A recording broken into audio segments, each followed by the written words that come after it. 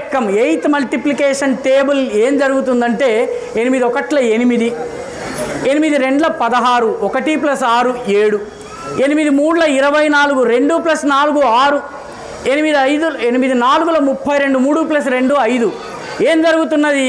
మొట్టమొదట 8, రెండవసారి 7, దాని తర్వాత 6, దాని తర్వాత 5, దాని తర్వాత 4, 3 2 1 0.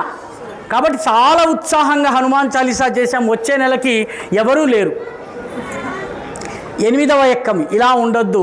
9వ ఎక్కంలాగా స్థిరంగా ఉండాలి. 9వ ఎక్కం ఏం చెప్తుంది? 9 1 9, 9 2 18, 1 + 8 9, 9 3 27, 2 + 7 9, 9 4 36, 3 + 6 9, 9 5 40, 9 5 45, 5 + 4 9. ఇక్కడ 9 9 9 9 9. అదే ఉత్సాహంతో, అదే దీక్షతో, అదే పట్టుదలతో, అదే భక్తితో, అదే శ్రద్ధతో జీవితమంతా ధర్మకార్యం చేయటము 9వ ఎక్కం చెప్తే, 8వ ఎక్కము మొదటి రోజు మహా ఉత్సాహంగా మొదలు పెడతాము. రెండవ రోజు పవన్ కళ్యాణ్ సినిమా వచ్చింది, 1000 రూపాయల టికెట్ని ఎలా సంపాదించాలి అంటాము. 3వ రోజున విరాట్ కోహ్లీ ఆడుతున్నాడు, ఈరోజు మ్యాచ్ చూసి రేపు హనుమంతుడిని తలుచుకుందాము.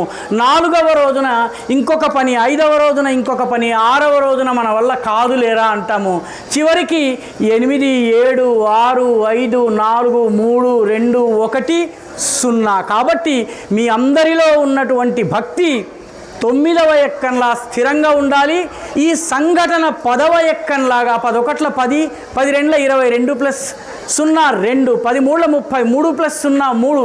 ఇలా మీ యొక్క ధర్మభక్తి, మీ యొక్క సంఘటన కార్యము అందరినీ కలుపుకునే శక్తి దినదిన ప్రవర్ధమానమై 10వ ఎక్కంలాగా ఉండాలి. కాబట్టి జీవితంలో 8వ ఎక్కంలాగా ఉండకూడదు. మన యొక్క ధ్యానము, దృష్టి, తపస్సు, తపన 9వ ఎక్కంలాగా ఉండాలి.